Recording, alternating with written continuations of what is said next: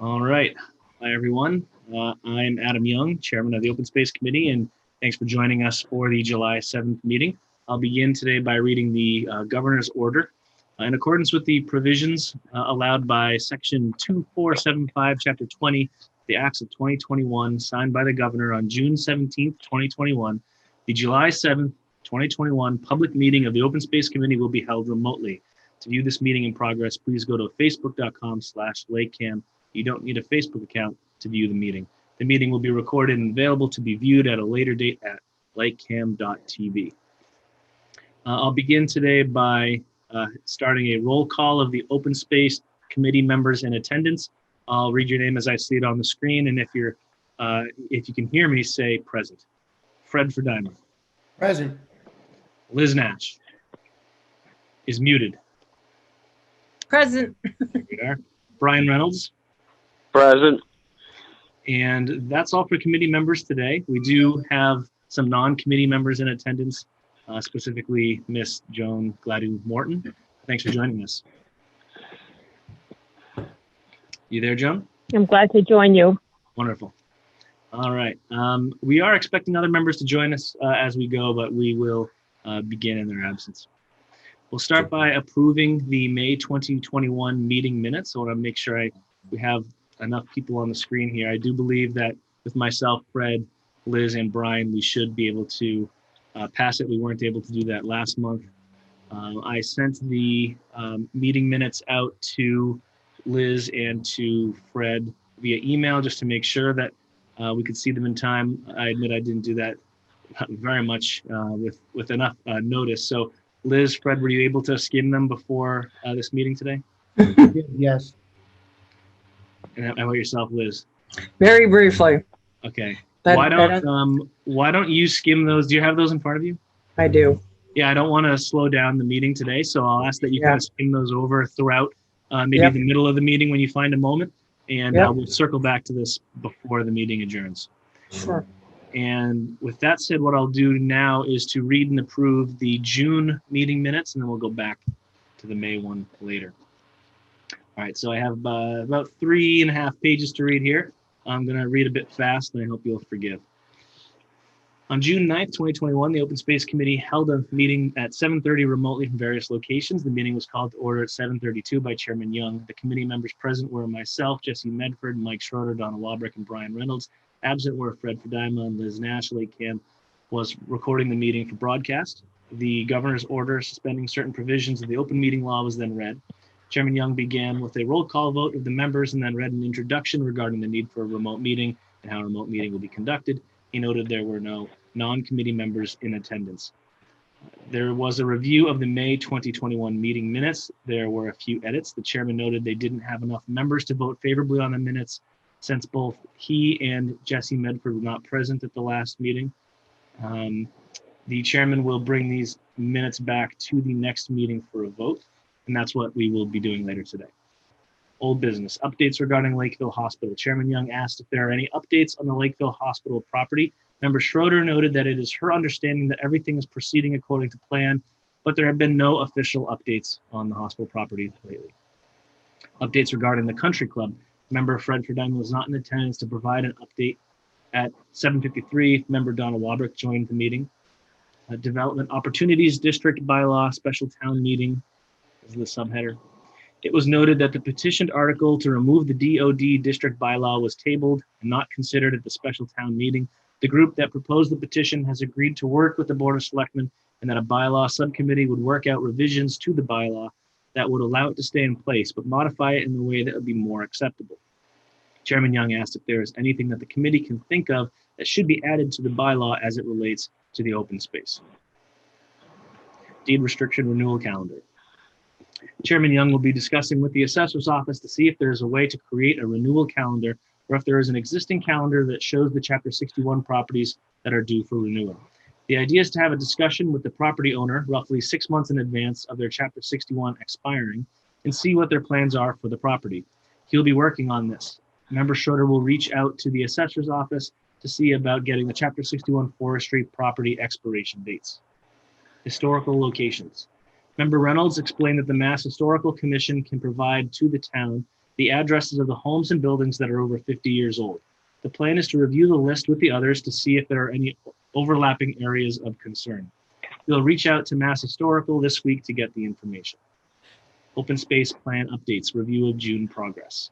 Chairman Young spoke briefly about reaching out to a photographer he has in mind that does amazing color photographs of plant life, and primarily animal life as well, I should note. Photographs of the land and topography is a nice way of editing the open space plan, will make it a bit more appealing as it is a very long document to read. Member Reynolds reported that Joan Morton is almost done with the updates to the historical and geological updates for the open space plan. It is noted that Joan Morton had agreed to update the Board of Health section as well. Member Reynolds will get an update on that at the next Historical Commission meeting. Member Schroeder updated the committee on the reviews that have taken place with Member Ferdima. Chairman Young asked Member Wabrick if she could take a look at the sections of the open space plan and provide edits and feedback. Member Schroeder spoke about the idea of publishing what has been done so far and asking the town residents to review it and provide comments and input on it. Member Medford noted that the park section of the open space plan does need to be reviewed and he will take a look at it. Chairman Young spoke about how the survey is almost ready to be put out to the public. The leaflet has been created and printed. It will be inserted into the tax mailing and it will direct the recipient to SurveyMonkey to take the open space survey. The Board of Selectmen approved the funding for the SurveyMonkey account in the printing of the leaflet. Chairman Young is sponsoring the $100 Amazon gift card raffle as an incentive to participate. He'll also make sure that hard copies of the survey are distributed to the library, Council on Aging, and other key areas so that those without computer access can still participate. It's expected that the survey will be open for a few months. Chairman Young spoke briefly about how he will follow up with Member Nash on the 20 hours allocated through SERPID, as it is unclear if those 20 hours will expire on June 30th, and if so, they will need to be used quickly. It is noted that the SERPID hours can be utilized for maps and content in the open space plan. New business. Chairman Young read aloud the part of the warrant for the upcoming Monday, June 21st, 2021 special town meeting. There's only one article being presented, and it is the legislation to establish the Freetown Lakeville Lake District in the towns of Lakeville and Freetown. The purpose is to use sustainable and appropriate environmental practices to encourage biodiversity in the plant and animal communities that use the lakes in the district while controlling nuisance or damaging species in Long Pond, take appropriate action to protect and maintain integrity of the water quality of the pond so as to protect public and private water supplies, or to take either action relative thereto. It is noted that a yearly fee is to be collected from those that abut the pond or have deeded access. Member Wabrick noted that Long Pond has had issues with invasive species for a long time now. Member Reynolds asked if the historical resources in that area will be protected. Chairman Young noted that historical resources are not referenced in the article. Chairman Young encourages everyone to attend and vote on this at the June 21st special town meeting. Chairman Young referenced the resignation of Member Medford. Member Medford speaks favorably about his time with the committee and hopes to be back at some point in the future. Chairman Young asks any resident interested in joining the Open Space Committee to send in a letter of interest to the town. Committee liaisons, Historical Commission. Brian Reynolds reported that the Historical Commission is still working on updating the inventory of historic sites. They also will be working on the archaeological and historical planning.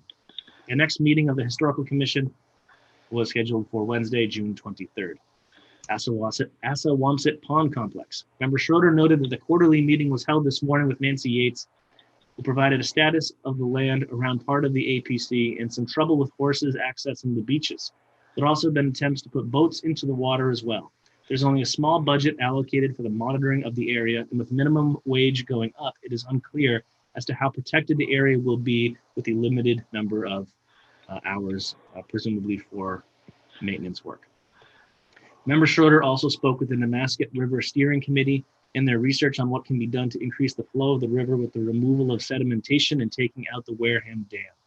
There was a hydrologic study of the river done and the riverbed was measured and samples were taken. The process is very slow, but they're working towards having the sediment removed in the bottlenecked areas. The group also had a public meeting recently that covered the effects on climate change on the river, and they did a kayak/canoe tour of the river as well. The CPA group met with lots of people from Middleborough, There's some typos here that I just need to get the gist of so I can read it. The CPA group met with lots of people from Middleborough. There are two ways you can try and get this before the town: a citizen's petition and go straight to the ballot. I'm just going to kind of flag a section because I don't want to read it and kind of butcher the intent, and we'll table that for later. Probably just an oversight. Future Community Preservation Committee. Member Schroeder noted that the group working on supporting the Community Preservation Act onto the fall town meeting did meet with the facilitators of the Middleborough CPA. It is clear that there will be a need for many more volunteers to get the necessary CPA information out to the public as it gets closer to the town meeting. It's noted that right now there is only a core group of 8 people, so many more volunteers are needed. Procedural details. Chairman Young asked if any of the members have heard anything about moving forward with going back to in-person meetings. There's been no communication on this yet, so the committee will continue to meet online until in-person meetings are allowed. The next meeting will be Wednesday, July 7th, which is where we are now. The meeting was adjourned, and those are the minutes for June. So I want to pause and see if anyone has any questions or ask for any clarification.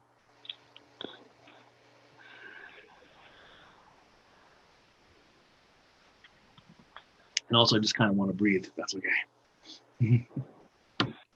I don't have any questions, but I'm kind of wondering if we could work out a scheme where even if we delay the process, where you don't have to go and read the minutes for us to listen to them.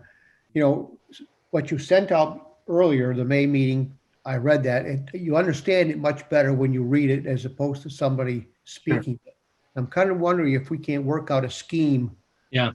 Even if we delay the approval of the minutes by 1 month, it might be easier to understand what's so the practical concern is that whereas I can send it to you via email, I would have to in some way mail it or hand deliver it to Brian Reynolds. So maybe I'll just ask Brian, is there a way that in the past has worked well for you to receive the minutes in advance? I don't really have a way. I am certainly not a computer person yet. I'm trying to learn. Right. And unfortunately, the minutes, I know that the minute taker, Ms. Colleen Lee, of the recording secretary, she has a lot of minutes to do. So she ends up frequently getting the minutes to me several days, but certainly not weeks in advance of the meeting. So it is difficult to rapidly get them to Brian.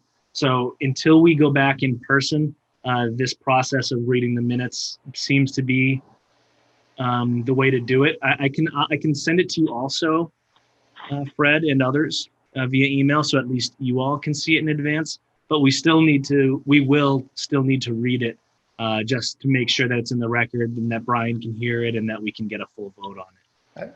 I would be willing, if you email them to me, I could print out a copy and I'd be more than happy to hand deliver them to Brian. How does that sound to you, Brian? That would be fine. Okay. I have another thought. Brian, do you go to the library? I haven't been there for a year because of the virus. Okay. Well, but it is open now, and they do have computers there, and perhaps somebody at the library would be willing to bring it up so that you could see it. Is that something we could explore? I hate to make promises at this stage. I've learned how to Google things, and I've learned how to do Google Maps. I have an email address, but I haven't figured out how to activate it. Well, like I said, I'd be more than happy to print out a copy and I can drive over. You can't live that far away, Brian. I don't know where you live, but it can't be that far away. I just drove to the northwestern corner of Michigan last week, and that's 1,100 miles. So Well, I've never been to Michigan. I was hoping to go, but I'm not that far away. Okay, whatever we can work out would be fine. All right. So, You want my phone number? yeah, Brian, I would recommend not giving your phone number over the live recorded broadcast, but we can communicate it to Fred later on. Fine. Good. All right, so I'll follow up with you all after. So onto the content of the minutes. There was an area of the minutes about the CPA and about apparently the CPA group met with people from Middleborough. There are two ways to get the CPA onto the ballot. One involving a citizen's petition and one not. The notes here are a bit unclear, so maybe I could just ask anyone who knows to clarify this point. We're discussing it now. We can just omit it from the minutes because I wasn't able to read them, and we'll kind of include them for this next month's minutes. So to anyone who knows, how does the CPA get onto the ballot? It takes, I'd like to start by apologizing for being so late. I was having computer troubles. Hey, no problem. You're here. But Welcome to the crowd. right. To get it on the town meeting, I think it's 200 signatures, and then it can be presented to a town meeting. I think actually a town meeting has to be held if there isn't one by a certain time to get it, and then it is put on the ballot if the town meeting approves.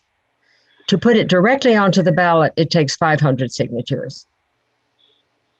Okay. Well, thanks for that clarification. That's not something I knew. But I'm sure we're going to be talking a lot about the CPA later. So I guess we'll circle back to that as it comes up. So I've read the minutes and we need to vote on them unless anyone has any questions or clarification remarks. Okay, I'll make a motion to accept them. Brian Reynolds. I'll second. All right, and we'll do the roll call vote. So we've heard from Brian and Mike. Liz Nash? I think because I wasn't there, I have to abstain. That's right. But you still have 4 members, so you'll be able to pass them. Well, Fred, you weren't there as well. Where were you? What was it? Now you got me confused as to which. We're not talking about the one that we just got in mail. This was June. Oh, the June meeting. Yeah, you're right. I don't think I was here. Right. All right.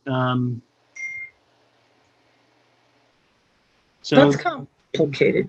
yeah, it is complicated because that means we need Donna to be present also, and she's not, unfortunately. So it looks like this is going to be perhaps a recurring problem. We're going to need to make sure that I know everyone is busy and I've missed meetings in the past, and we're going to kind of keep rolling minutes forward until we get consistency. So I'm going to talk to Donna and find out when she'll be present next and make sure that we get a quorum so that we're not constantly revisiting old minutes.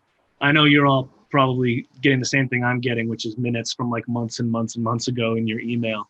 And you kind of wonder how that happened. Well, I think we know how that happens now. So we'll table the June minutes. Liz, were you able to read the May minutes? I was, and I have no problem with them, so I would vote to accept them. All right. And could I get a second on that from those who are in attendance, which would be Mike, myself, and Fred? Yeah, I second. And Mike, would you vote to accept them? Aye. Brian Reynolds? Aye. And myself. So the May minutes have been accepted, and we will work on passing the June minutes next time. All right. No more talk about minutes. Let's talk about something else. How about some old business? I mentioned that the Freetown Lakeville Lake District special town meeting hadn't happened yet. And now it has, and we know that it failed.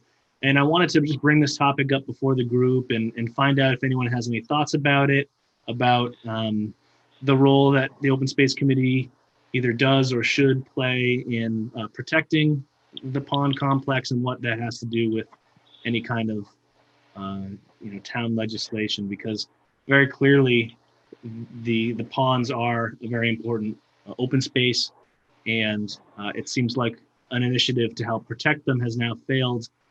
I've read, as many of you probably have as well, some of the kind of Facebook comments, people being encouraged that perhaps a nonprofit could be started to help protect the ponds. There's also some pessimism about whether that would work or not. Does anybody have any thoughts about this topic? Interestingly enough, there's no mention of the lakes as being open space in the open space plan. So if you were going to be protecting it, if we were going to have any kind of a position to protect it, we would have to really discuss what are some of the issues that threaten it. Of course, all the other ponds are I guess not Loon Pond, but Elders Pond and Little Quiticus and Great Quiticus and Assawamsett Pond. They are all they're all protected already as well as Elders Pond is as water source. So if we, I guess we could talk about ways that things that maybe threaten the pond, but I've got a feeling anything we came up with would be people would be startled by. So you've mentioned that it's not explicitly stated in the plan, at least the plans in the past. Is there any reason that you're aware of why that would be the case? I know that it's shared, the ponds are shared, with Middleborough and Freetown and even Rochester. Is that part of the reason, or shouldn't the Great Ponds be included in the plan in some way? I don't really know, Adam. I think it's partly because people mostly focus on the land that abuts the lakes, and of course, none of that is it's all privately owned as far. That things and they. Sorry, Joan. Can you mute when you? That's me. Because people mostly focus. I'm doing it. Yeah, I can hear background noise. We're gone. We're gone. Joan, can you hear me? I can. Okay, I just want to make sure that if you're not intending to speak, that you're muted in some way. Yeah, I'm muted. I'm all right. Thank you. I'm sorry. You're welcome. Liz, Mike. That was an awful surprise. Don't worry about it. My husband's mowing the grass in the background. I was actually wondering about this too, because so the boat ramp on Long Pond belongs to the state. The pond, I think, technically belongs to people of Freetown and Lakeville. The land underneath the pond belongs to the state. I'm pretty sure that that's true, Liz, because it is a great pond. But I don't know water. I would agree with that. Interesting. And so then, because they have been going back and forth about this, I'm not sure, other than the ramp, that there is any access to Long Pond for the people of Lakeville or Freetown. No. Freetown, actually, I take that back. Freetown has a beach, Freetown Beach. And if you're a Freetown resident, you can get a sticker. But Lakeville doesn't have a public access to the pond except for the state ramp. Well, there is that marina. Yeah, but that's private property. But you can put a boat in there if you wanted to, just pay a fee. You can put a boat in at the ramp too. Anybody and their brother, anybody in the state can put a boat in at the state ramp or at the marina. I agree. No, I was just saying that there is possibility of getting access to the lake that way. What about the Elks Club that's down there? It's actually the Eagles. Or the Eagles, that's all right.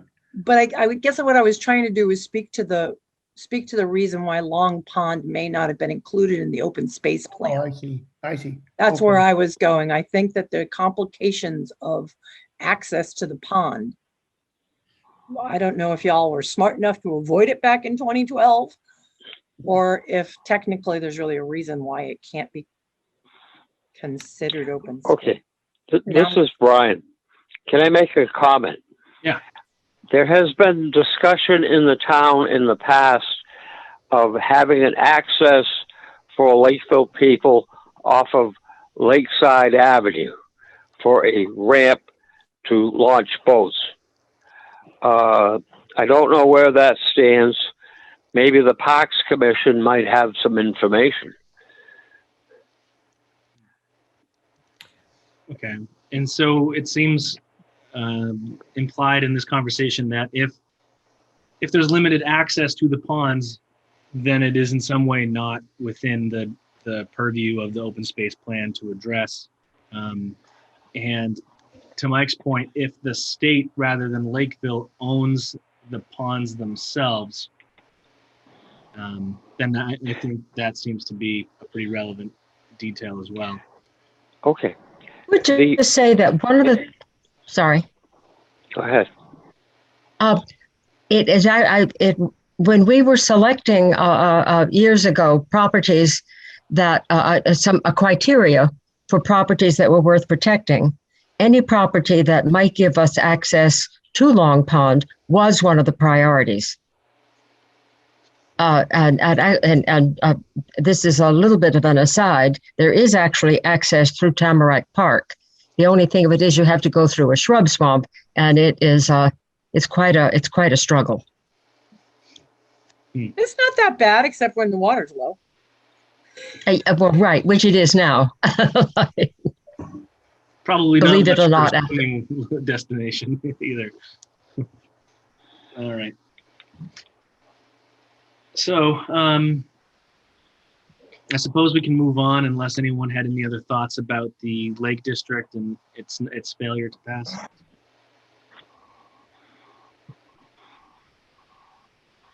Guess we should just be prepared that we may be asked to chime in on it on some level, but I'm not sure it's within our purview, as you said.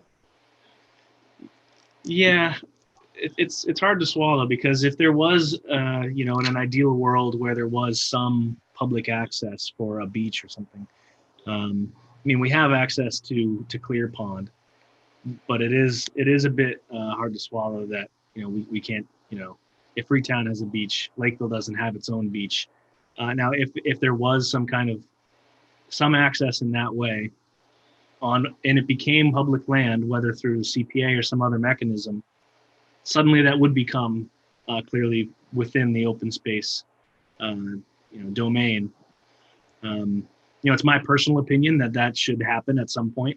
I feel like it is a shame that the only view I have of the ponds is when I go flying by it at 40 miles an hour. And I'm sure that's probably shared amongst others. And maybe in the future when we have funds to do some kind of, land acquisition and preservation, maybe that will become more of a feasible thing to aim for. If at any point there was some kind of a move on the part of the town to take as an expense to the town to do something about the weed infestation, we might be asked to comment on it, and at that point we would probably need to have some kind of a discussion. Right. Yeah, and I haven't heard anything about any kind of nonprofit or anything actually moving ever since the vote.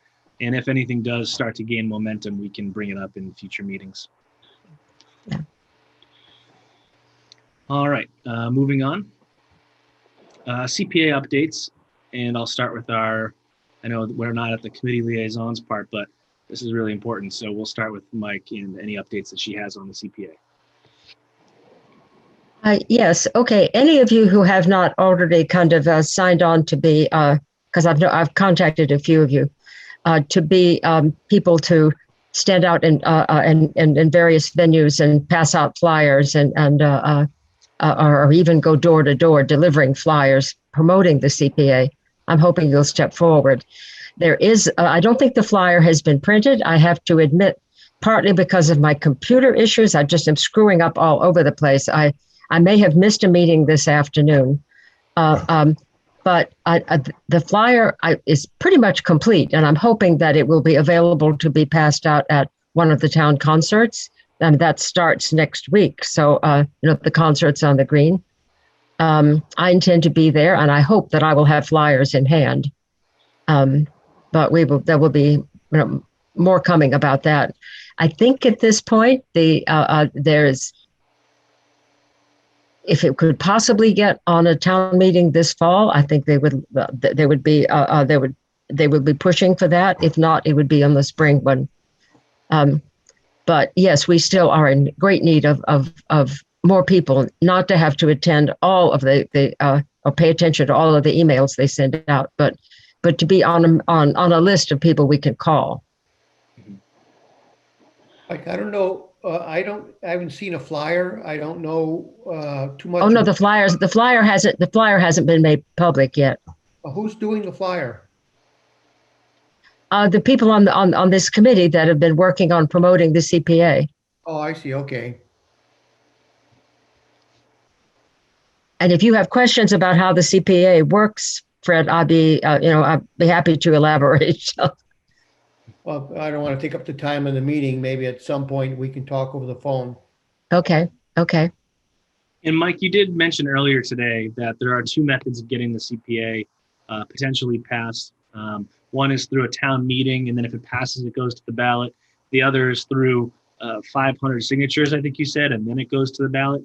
500, yeah, 500 to get it on the ballot, just to get a ballot, and 200 to get it on town meeting.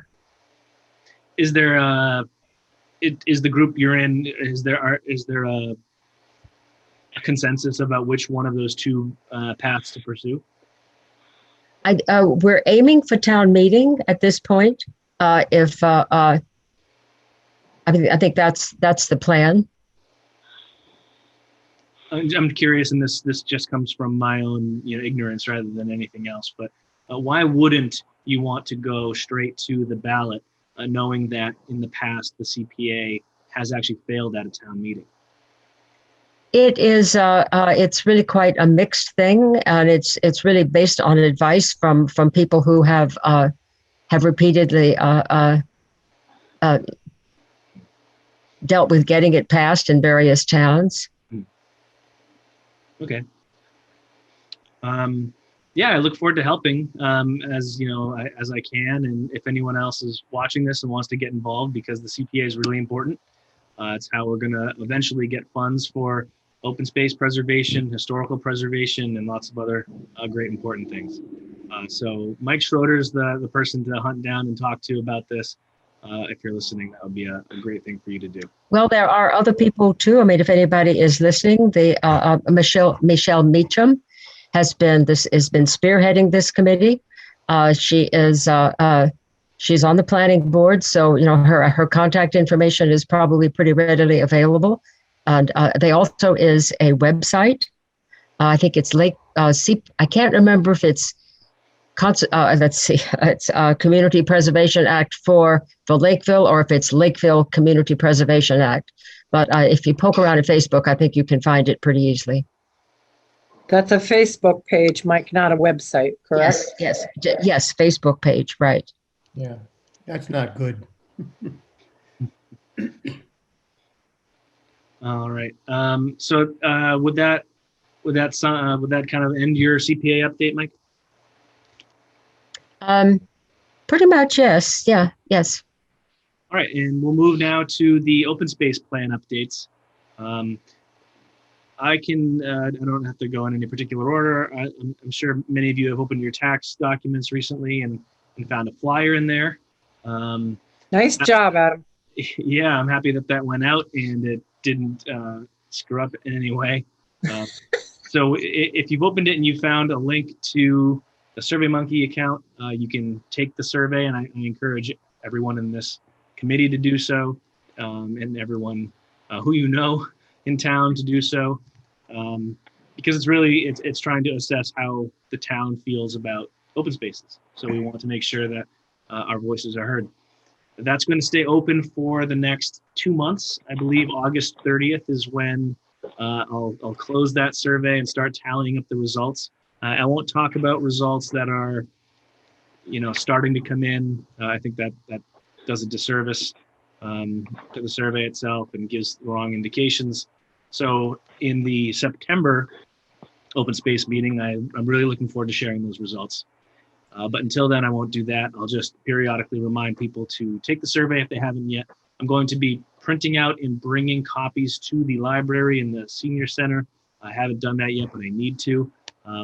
Some people have actually gone to the library looking for them already, and they weren't there, and that didn't make me feel great. But I will get them there, and we still have about 5 or 6 weeks to get that and return it. So hopefully no harm. Adam, do you want to have some of those copies, or at least that little insert, copies of that insert, to give to anyone who comes to these concerts who hasn't already done it, or who accidentally or rather cavalierly discarded their little insert?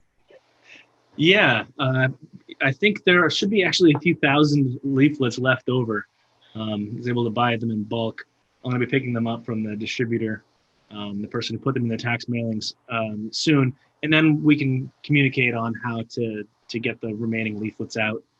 Bringing them to local businesses and congregation places, and just spreading the word. I'll also be spreading the word probably in the next week or so on social media accounts.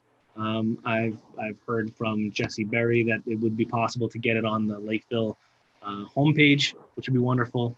Excellent. And I'm sure there's other methods I'm not even thinking about yet. So we're really aiming to get, I'd really love to get at least 500 people to respond.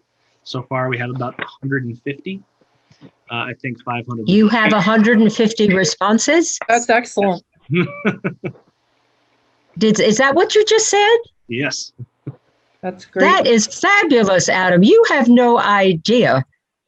Joan will remember. Maybe Brian remembers. I mean, getting that kind of response has been really very difficult. So, kudos to you. 100 in the first day. Absolutely. Yeah. Jeez, Look, really? I'd like to get 500 because that's I think Yeah. that's that's like 5% of the town. That would be, I think, pretty awesome. It seems pathetic, doesn't it, that it's only 5% that we're struggling to get. Who knows? Maybe we'll get 10%. Yeah. And hoping the $100 raffle prize is a good incentive. And then, I think we're going to have a lot of fun sitting down and talking about the results, and that's going to play directly into the survey and inform the survey section and whatever other sections, I can contribute to. And that'll lead us for today's purposes to the other sections. So we frequently start with before you move on, Adam, you say there's some of those leaflets available. Now that the first concert is next week, and I do intend to go. I intend to go to all 4 of them. Okay. Can I pick those up at the town hall? I will make a note to see that happen. Okay, because I will be. Hopefully, I'm going to be passing out CPA flyers, but I'll be happy to do both. Okay, I've emailed. I don't think they'll get confused. No, I think I've emailed the distributor today. He'll probably get back to me shortly, and I think he's based in Halifax or something. So I'll pick them up and we'll communicate, because you're right. We want to get people to answer this. Adam, before you move on, you don't have to be the only person who distributes them to places. So you don't have to volunteer. Yes, that would be what that is. Yeah, that's great. So if you can, however you're going to get them to Mike, tell me how that's going to be, and I'll get some, and give me your ideas about where you wanted to drop some off. Okay, besides the senior center I know we talked about, and the library. So my primary interest is in getting as many people to do it online as possible. Right. I'm bringing them to those other places in the interest of people who don't want to do it online. But when someone fills it out, a hard copy, I need to pick up the hard copies. I need to basically take the survey myself and put in their answers and do it manually. Right. So it is labor intensive.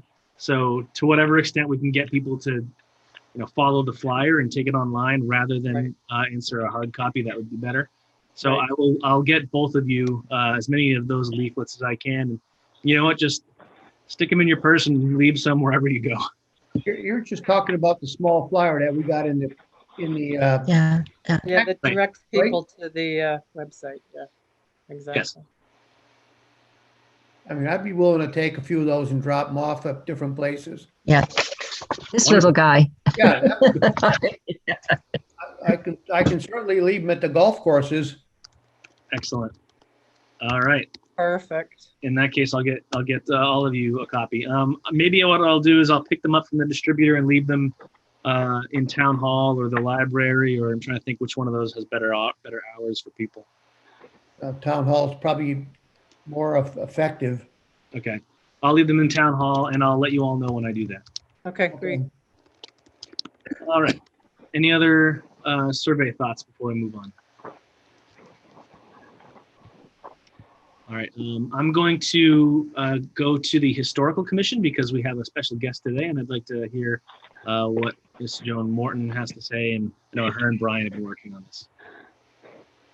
Well, I'd like to say that I've completed the historical and the geological parts of the survey updates, and I had spoken to Mike, and she said she would incorporate my changes into the open space plan for us. Wonderful. That's awesome. You do have to get them to me.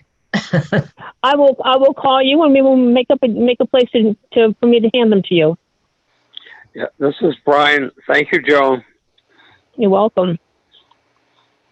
And I'd also like to say on the Board of Health part, Mike had given me some Board of Health questions that she wanted answered, and I hand delivered them to the Board of Health office myself with a page of the Open Space Committee updates that we are looking for. And I'm waiting to hear back from them. There was a Board of Health meeting tonight, and I hope that they would bring that up as correspondence. So I've given them everything that they could possibly need to pursue what we're looking for. All right. So it sounds like the Historical Commission updates, that sounds like there's not many pressing needs at this point. No, nothing. It hasn't really changed very much from what it was before, but there are some things that we have to change, and they're all set to go. Wonderful. Mike, I know you've made tons of changes, and you've had mixed success in getting people to read it over. Any other comments that you have about it? Donna is not here, but Donna did read. I think everybody knows. Donna read it over for spelling mistakes and I guess grammatical errors, and she found an embarrassing number. But she was going to reread it for clarity and that sort of thing. And she hasn't gotten back to me since then, so I don't know what she's been able to do. Okay. There still are some things that are not complete that I'm not sure I'm capable of doing. And that's why I need people to read it, because some of those things are marked, and I just need to know who can help me do this. Right. Are there any of them that you'd like to bring up today, and we can kind of brainstorm next steps on those? Oh gosh, table 8 is what comes into my mind, and I can't remember exactly what it is. I'd have to dig up the plan, but there is a table that we just need to bring the information up to. I can't deal with the table because I don't have a way of entering data into it, and okay. So people could flip to that table 8 and see what's needed there, and Okay. Okay. Fred, it looks like you're talking, but you're muted. Sorry, yeah, I have that table in front of me. I've had concerns about that, and I'm not too sure who to ask, but some of those properties that are temporarily protected really should be permanently protected, and I don't know how to get that changed. So can you just because we don't have it in front of us, can you summarize or describe table 8 and what it's showing? Okay, wait a minute. I gotta get my light over here so I can see my table. Table 8 is open space parcel matrix. It gives the map number, location, acreage, use, owner/manager, and then the restriction, priority, public access zone, and then whether it's protected or not and what map it's on. So it's a fairly significant table, and I think it really highlights an awful lot of what open space really is, at least it did to me. And I did send this, by the way, which I have to add another little tidbit, which I hope is okay. But when I moved to Lakeville, I indicated interest in the Open Space Committee, in the Conservation Commission, and in the Planning Board. And a lady by the name of Nancy Yates, who you all know, called me and said, "Would you like to be on a Conservation Commission?" I said, "Yeah, I guess I would." And then I said, "But I'm on the Open Space Committee and I don't want to leave that." She said, "Well, you can probably be on both." So it went to the selectmen, and lo and behold, I got a letter today in the mail. So I'm also on the Conservation Commission, which brings me to Hallelujah. That's which wonderful. brings me to table 8. I sent this to the Conservation Commission because a lot of these are the responsibility of the Conservation Commission. I got no response. Maybe now I might have something to do about it. All right. I move to make Fred the authority on table 8. Thank you. Can I rely on you to follow up with the Conservation Commission by next meeting on that? Yeah, I'll work on that. I will. Great. It's something I've been toying with for a while anyway. Wonderful. Good luck. Well, congrats on your other appointment. I'm sure it's going to be great to have you as a liaison, because I'm going to be adding you to the committee liaisons list now. They said something about that also. So yeah, that's fine. All right. Let's see. Liz, do you have any updates to the plan? I know you and I were talking about Serpent and the hours and how. Yeah, I tried. Yeah, you got my emails about it. I'm sorry that we couldn't move quick enough to get through to the end, but I kind of knew we wouldn't be able to back in May. So we still have time for 2021, and Yeah. I've filled out. I think you sent me a link, and it asked me to fill out a work request. I've never actually gone through this process before, but they had a form, an online form, and I filled in, who we are and what we're asking for, and I've yet to hear back from them. Okay. What I'll do is try to follow up with someone. I'm not entirely sure who to do that with, but I can look into it. I was a little weird. So what made me come to a stop, and part of the reason why I forwarded the information to you was because I was curious whether we needed to ask the Board of Selectmen whether we could use any of those 40 hours that they have coming up for 2020, that they have available for 2021. So that was where I thought our first step was. I wasn't sure. Okay, that's a good point. Has anyone here spoken to or heard either indirectly from the Board of Selectmen related to Serpent hours, or is this something that we'll start from scratch? Yeah, I think it's either you or me, and I never heard anything further than the stuff I sent you. Okay. What I will do is I'm going to take a note to send them an email or maybe call someone and just run that by them, and hopefully they can allocate some of those hours to us. I think just to state for the record, our primary goal is for them to update a lot of the maps that we want inserted. Is that right? I know that we've talked about that in the past being one of our goals. Yeah, Mike, you seem to have a real opinion about what they could probably help us with, but I know we did talk about maps and any of the. They certainly can help with maps.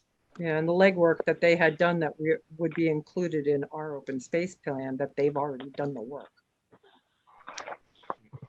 And hopefully they would have access to lots of the various statistics that are throughout the plan that probably need updating every so often. Well, I have a lot of that. I have worked with getting from them, but there were still some that Bill Napolitano, who is with Serpent, he's been sort of the town's connection there for some time.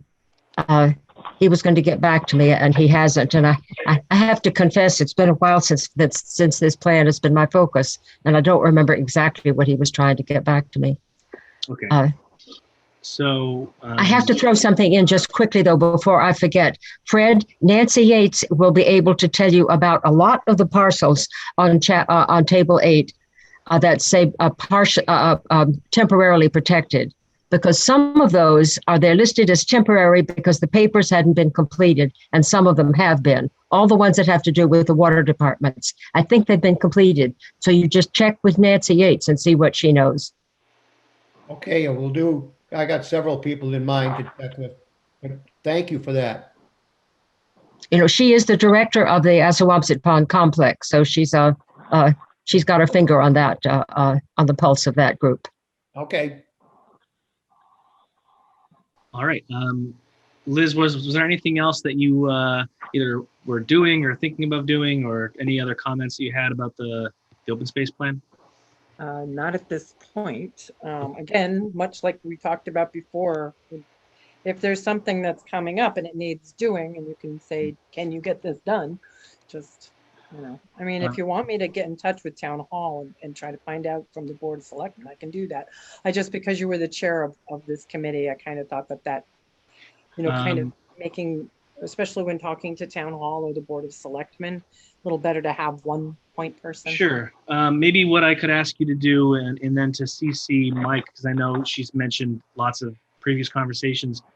Perhaps you could reach out to Bill Napolitano at Serpent and CC Mike, and hopefully he can help us, shepherd the hours into into the correct status. And I'll take it as a given that we'll get at least some hours approved.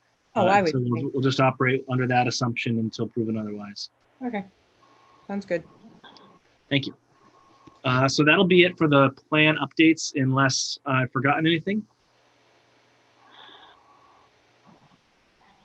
All right.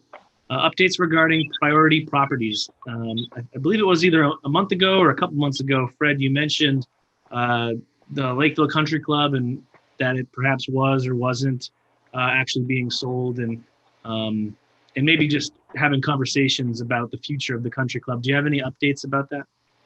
I do not. I know that the original deal fell through. Don't know why, and I haven't seen Derek in a couple of months. So I'll be up there tomorrow. I'll take a look and see if I can round them up and see what I can find out. Right. Because as a priority property, and one that I'm assuming there's a lot of history of interest of the town in protecting that land. And, my time on the committee certainly can't speak enough to it, but I do think that it, as a priority property, if there's any sliver of chance that it could be protected rather than turned into another warehouse, I think lots of people in town, myself included, are really interested in that. So let's schedule the follow up on that and talk about it again next month. Okay, I'll get some information. Cool. Chapter 6. I think it's probably been mentioned here already that the open space plan, the open space committee met with the Board of Selectmen and talked about this. This was I don't know who was, maybe none of you were on the board at that time, but one of the things that was said is that a warehouse would be a more environmentally favorable use than a housing development, because of the way in which a housing development would sprawl over the whole thing, and a warehouse could have been a condition to just to be limited. So just to let you know, there had been that discussion had taken place a while back. Right. That's pretty valid, I gotta say. I mean, this was part of the argument with the hospital property too. And maybe it's just, maybe it's something we do need to discuss, because obviously Lakeville's looking at is at a point in time where the housing market is booming and the developers are in town. doing a lot on spec. And so how do we feel about land that has housing on it versus land that has business or industrial use? You know, we don't have to do that right now, but I mean, I think it's something that we do need to kind of hash out. Do we want to discuss it now, or do we want to put that off for another time? You know, my thoughts are fully formed on it. And I have no hesitation or reservation to say that, you know, if there's any way to prevent another warehouse happening or to prevent, you know, high density housing, you know, I think that would be a wonderful scenario. Now, whether that's possible is another situation, but that is certainly in my, you know, ideal scenario. And I think for lots of town members who, you know, aren't happy to see the town becoming, you know, a bedroom community, and think about what the taxes will look like when we have all those, you know, additional, you know, school kids from a high density housing development, and what it'll do to the traffic, and just there's lots of downstream effects, probably quite literally. There was and I can't remember exactly where I saw it. It might have been at a town meeting. This issue, we used to call it cluster development, where they reduce the size of the lots for individual houses, but at the same time maintain 20% of the total property as open space. That was one way of increasing the amount of open space for property. And I know there's a number of ponds on the property. So you add that up to 20% of the land area, and you probably would maintain quite a bit of property that would not be a house on it. This stuff gets pretty damn technical, to be honest with you. Obviously, like as we've said before, there's other towns that have gone down this road. I don't think that Lakeville gets to escape being a bedroom community of Boston with the human population explosion that the Northeast and people moving to the coastline. But yeah, I guess that's part of the reason why we're on this committee, right? But I'm pretty sure there's a depth of knowledge on the Board of Selectmen about taxes, the tax base, this is master plan stuff. The discussion about what areas were going to be industrial and business and what areas could remain for housing, and that cluster housing is definitely a way that some of these developers are putting in this housing. I mean, like, I think we need to really understand where the Board of Selectmen thinks they're going with this and what and if they're following master plan, right. We need to understand the master plan. I'm sorry. I know I don't. Well, we know that the master plan does recommend an open space type, the type of development that Fred's talking about, an open space bylaw. We do not know how this particular Board of Selectmen feel about it, but it would be more of a town decision, because it would be a zoning type of thing that comes before the town. Yeah. That's our survey, huh? Well, one of the primary problems is, you know, working backwards. There really isn't a practical way to see the ideal outcome occur, which is to protect that land in some way, shape, or form, because that would require funds far in advance, far exceeding anything that the committee or the town wants to appropriate. Now, that may or may not change in the future.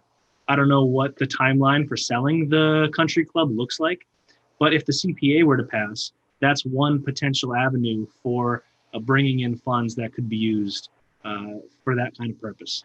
And of course, there's all sorts of things that go along with it, like having to vote on the use of funds for that kind of thing. And it's a long process. I don't know what the timeline for the country club looks like, but that's, in my opinion, the ideal scenario.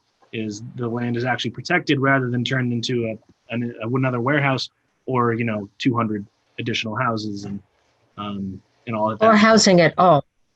I mean, I would love to see it just become protected land, because it is that waterway connects. It's quite a connection that you have there if you really look at the map, and it's land that connects other pieces of land, especially along waterways, are are particularly valuable in terms of wildlife.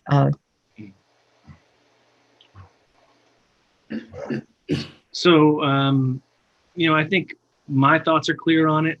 It sounds like the thoughts of you all are relatively clear on it as well. The problem is the practical, the practical concern of not having any preservation funds, and maybe that changes. So, Fred, maybe one thing I would recommend is finding out, is there any kind of timeline in the owner's mind? Because if it's true that the CPA passes in less than a year, and I think we would all like to see that happen, then maybe in a year's time we have different options than we have available to us now, in which we'll certainly keep talking about it. Yeah, that was my thought as well. All right. So unless anyone has anything else to say, we can move to the Chapter 61 renewal calendar. There's not much to say here. I will emphasize that Fred brought to my attention that as one of the 7 or 8 bullets of the Open Space Committee Charter, which was created or amended in 2014, we are committed to compile a calendar of renewal dates for recording deed restrictions, and we'll pay attention to monitoring those restrictions.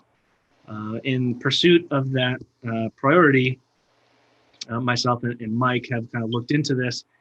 Apparently there is, so specifically talking about Chapter 61, which is a 10-year putting aside of your right to develop, you must, by June 1st, every 10 years, develop a 10-year management plan. And then by September 30th, you must apply for Chapter 61 enrollment with that management plan already approved. So that's the kind of timeline that people who have a Chapter 61 parcel that they have to go through, and what we need to keep in mind.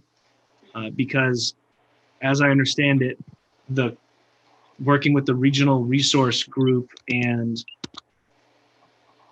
name is right here, Marina Scheid, we may be able something to, like that, yes.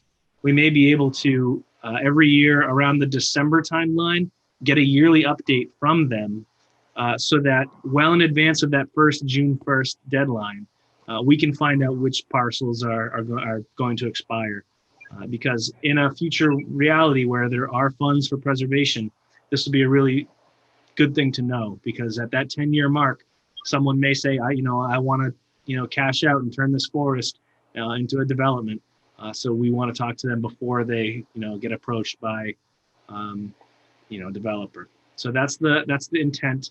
And Mike, have I summarized the current status of? Well, yes. I forget the man's name, but there is someone from the Board of Assessors who said that it would not be a problem, that they could do that for us.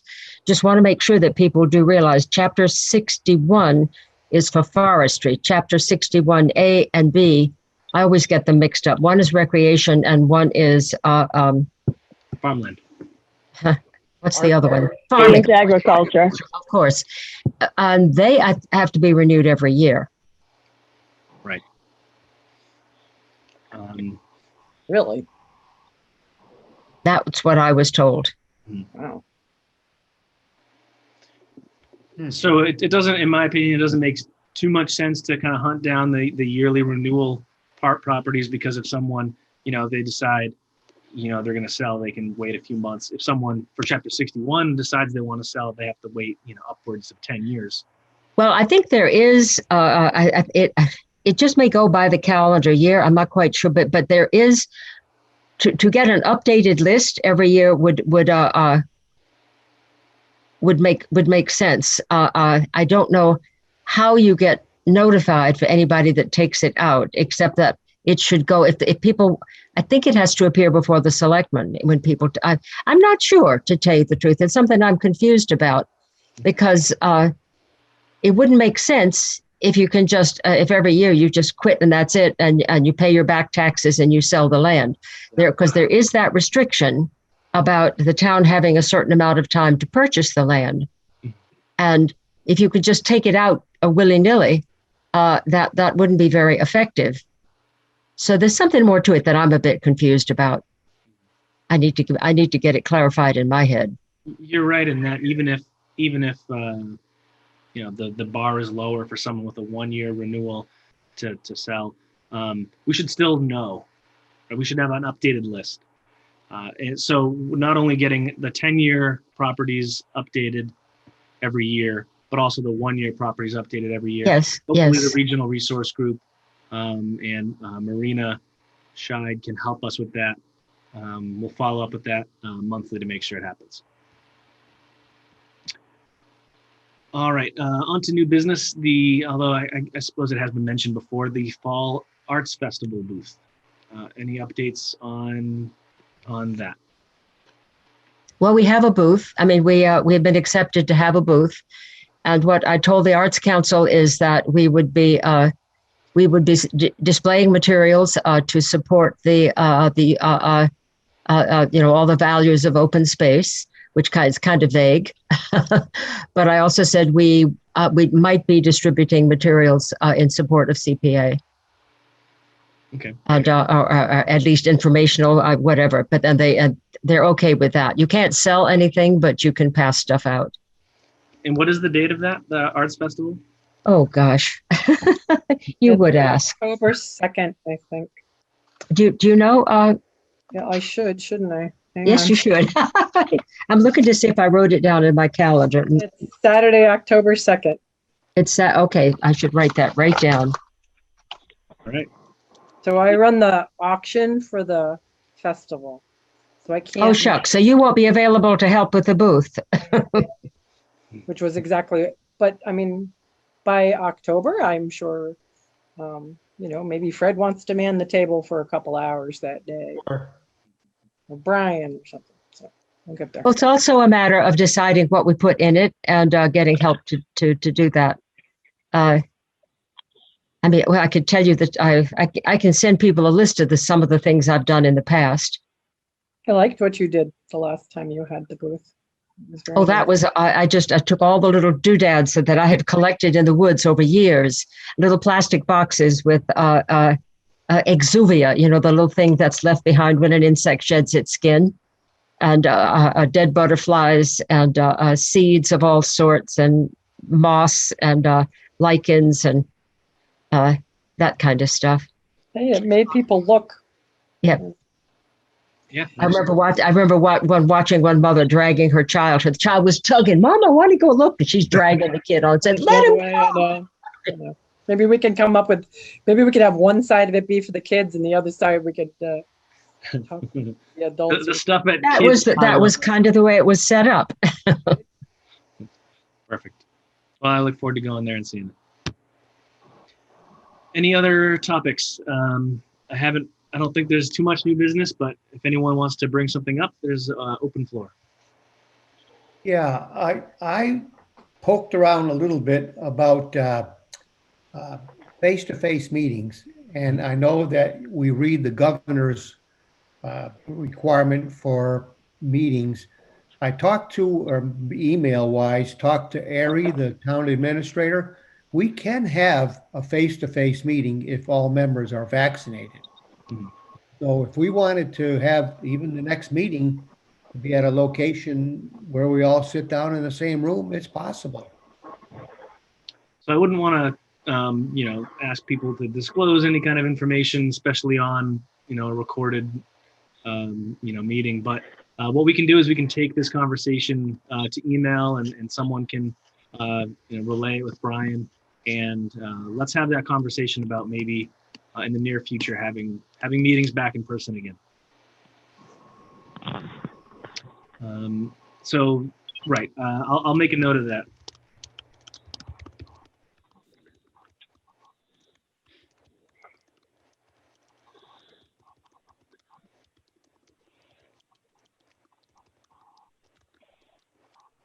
So committee liaisons are next. Historical Commission, any updates?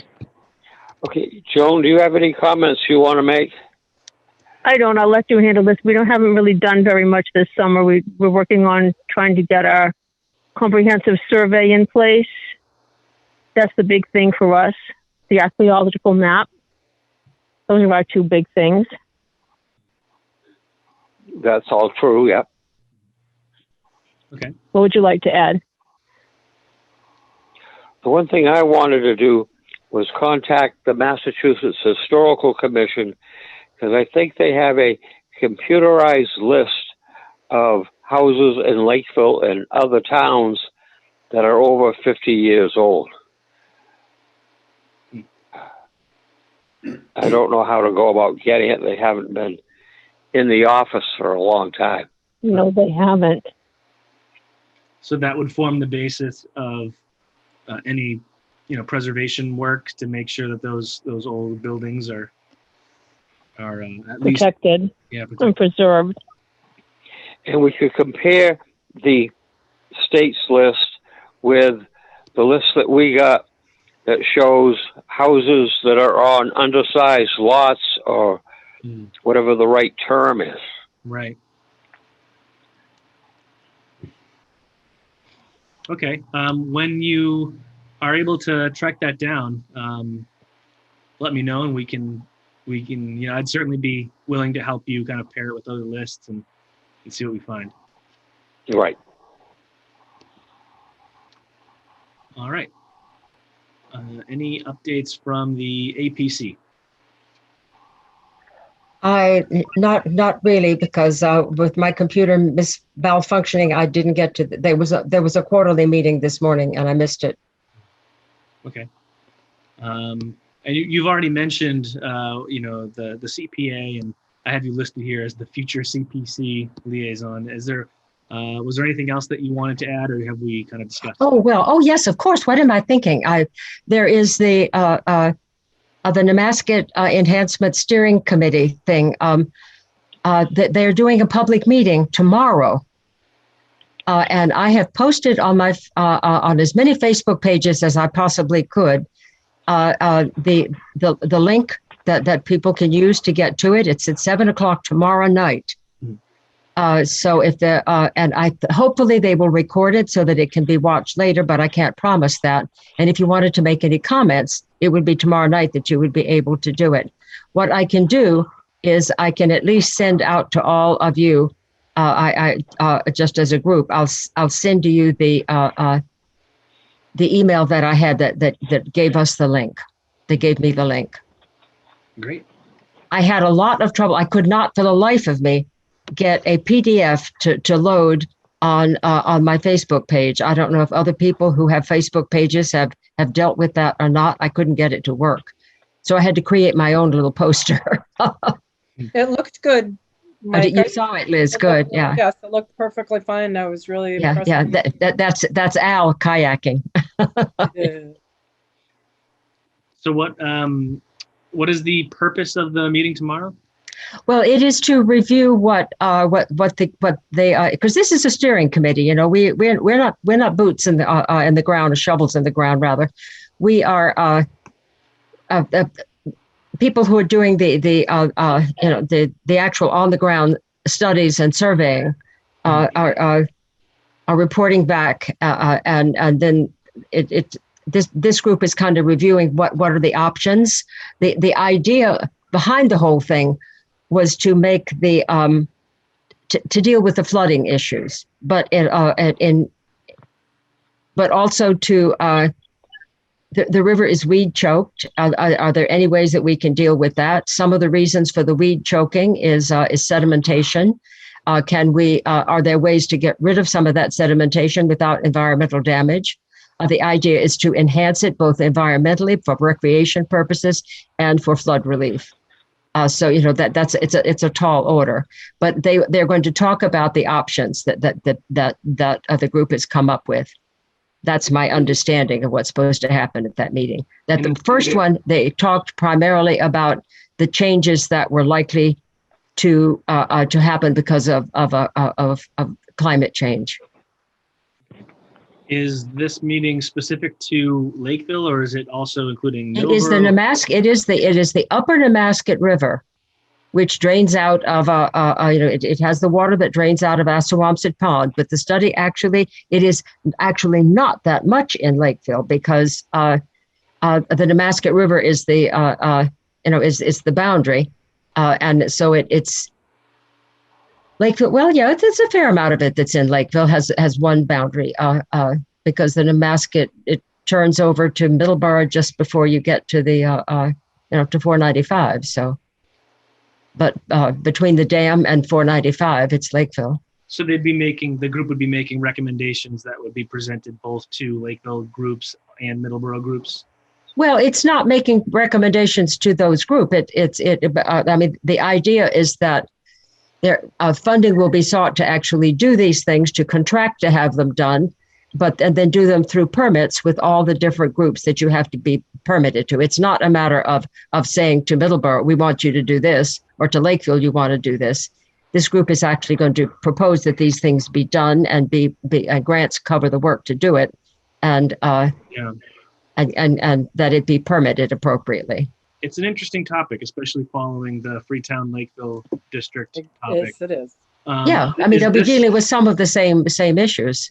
Is it, in your view, a route that could be taken for the Long Pond problems? Whatever.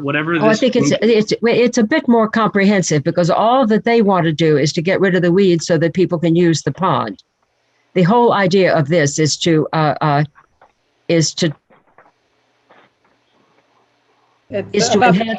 enhance the quality of the river, enhance its flow, enhance its recreational, but very strongly to enhance it as an ecological Yes, exactly. feature.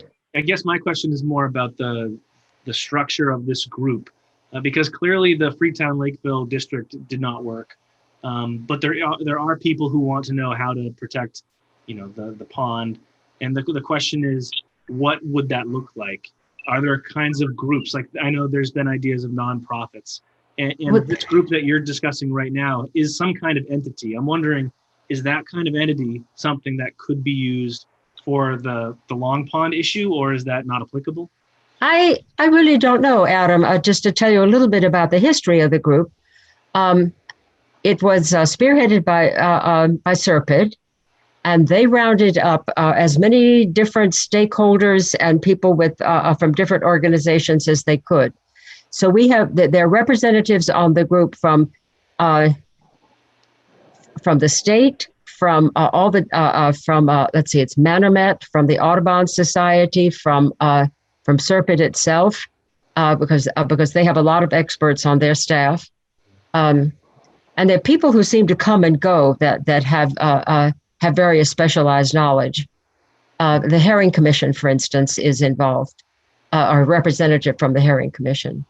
I mean, they reached out to as many different people that they thought might have some special knowledge that pertained to this. Of course, there's nobody on the Nemasket River Steering Committee. There's nobody from the water boards, but there are, from the towns, the cities that use the water. But we stay in touch with them. So it's a collection of people with similar interests, but it's not anything. It's not a nonprofit. It's not a specific entity. No, it isn't. No.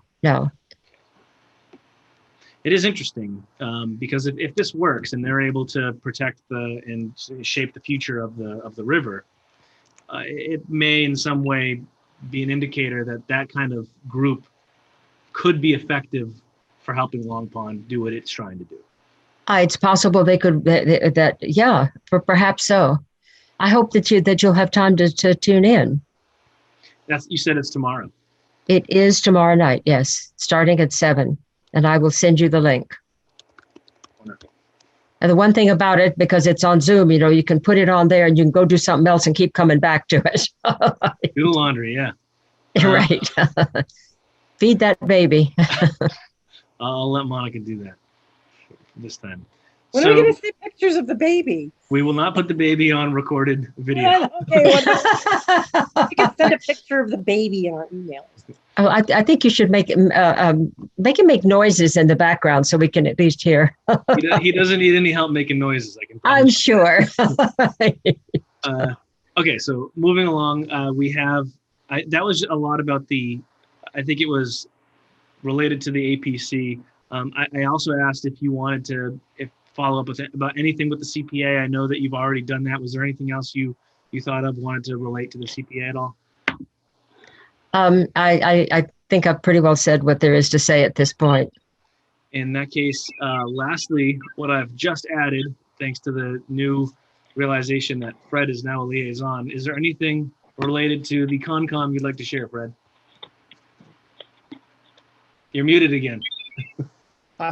Sorry, I don't know anything yet. I actually Oh. haven't been sworn in, so I'm really not a member yet. Okay. Right. Well, I'll ask you again in a month. Oh, Fred, you've got so much to learn. Yeah, I'm sure it's a great thing that you're there. We'll And see. I suppose that's it. I did want to mention that there is still an opening on the committee to replace Jesse Medford. I can't recall if Donna said she was going to renew.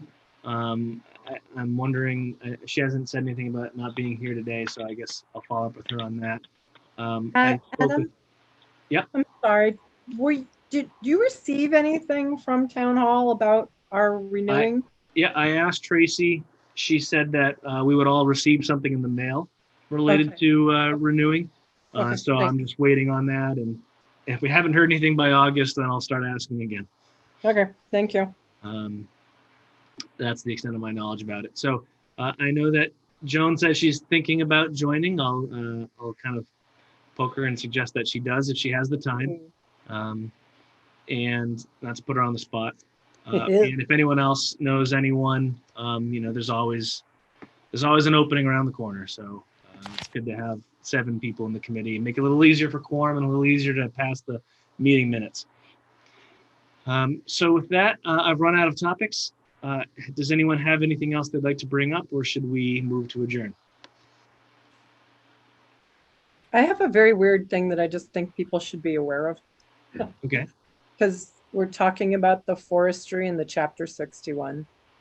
And because I live right next to a very large chunk of forest land, the beech trees have a couple of different diseases going on right now. Yes, they do. Aside from the bark one, Mike, they also now have a nematode.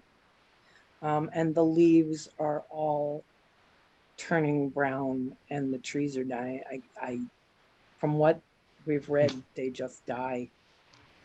So that might really spur a lot of forest owners, people who have them in 61, to look at different options for themselves. And so I think that we need to be aware of that. Well, I would hope not. Unfortunately, there's just diseases, just kind of the way the forest works, and then something else will come up and take its place. I'd agree with you, however, because of how small the world has gotten over the last 100 years, the diseases that our North American forests are dealing with are not anything they've built any resistance to. So you have a lot of things like emerald ash borers, or Asian longhorn beetles, or this bark disease, and then this nematode. So actually we may be looking at a very major change to forests in the Northeast. And it worries me about the whole chapter 61 and the state of conservation in towns like this. I mean, the oak trees and the maples and stuff, I mean, they'll fill in, but beech trees are like what's the word for it, Mike? They're like the last. It's the last thing that happens in a lot of forests. A climax species. Climax species where all you have is beech trees. And so when they die, there's a lot of open space, like open sky. Well, of course, beech trees have a tendency to suppress the understory.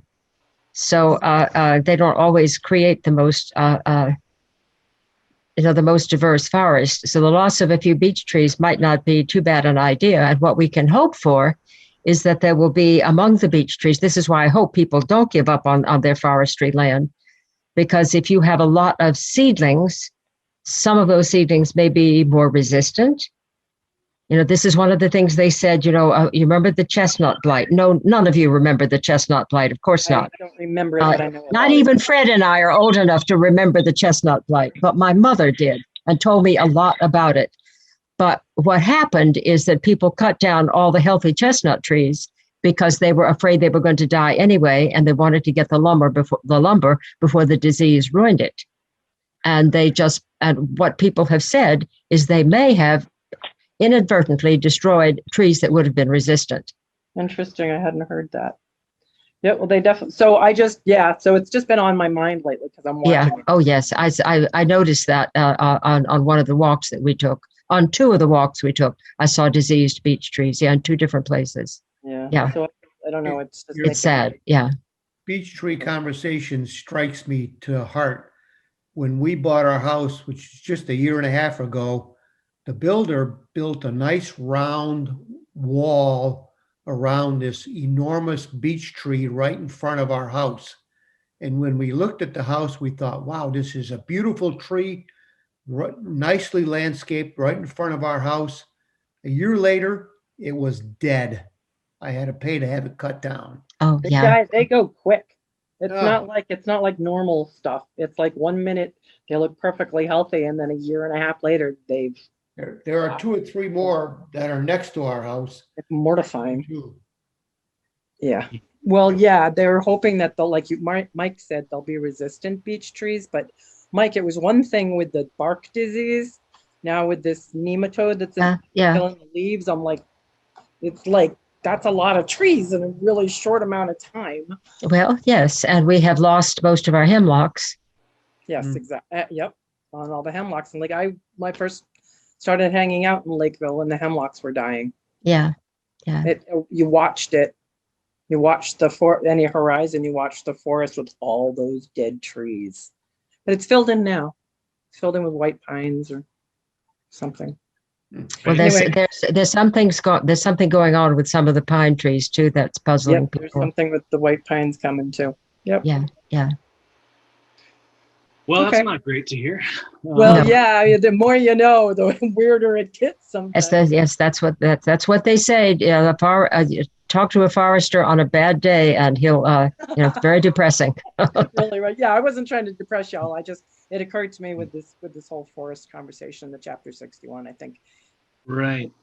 Right. Now, there wouldn't be any reason why they would lose Chapter 61 eligibility because of, their trees are in worse shape. No, but I So, wonder what they would think. I just want, like, if your land all of a sudden becomes much clearer, will that make you think differently about what you've been doing with your land? But you'll have all kinds of hickory seedlings popping up. Hickory, really? I don't even. I don't. That's what's happening on my property here. I've got hickory trees all over the place. Okay, so that was just something I thought we should be aware of. yeah, and it's a fun topic to talk about, although maybe not as optimistic as I would have liked to hear. But, something will come and take its place, and hopefully it's not invasive. We'll just kinda leave it at that, I guess. Yep, hopefully. Any other topics, or should we move to adjourn? I move we adjourn. I'll second. All right. Roll call vote. Aye or nay, Mike Schroeder to adjourn. Aye. Brian Reynolds. Aye. And myself, Adam Young. Aye. Thanks a lot for joining us, Joan. Hope you can vote with us in the future. Thanks. I thank you for allowing me to join you. Happy to have you. Thanks, Kevin and LakeCAM, for covering, and we'll see you all next month. Okay, Joan, email.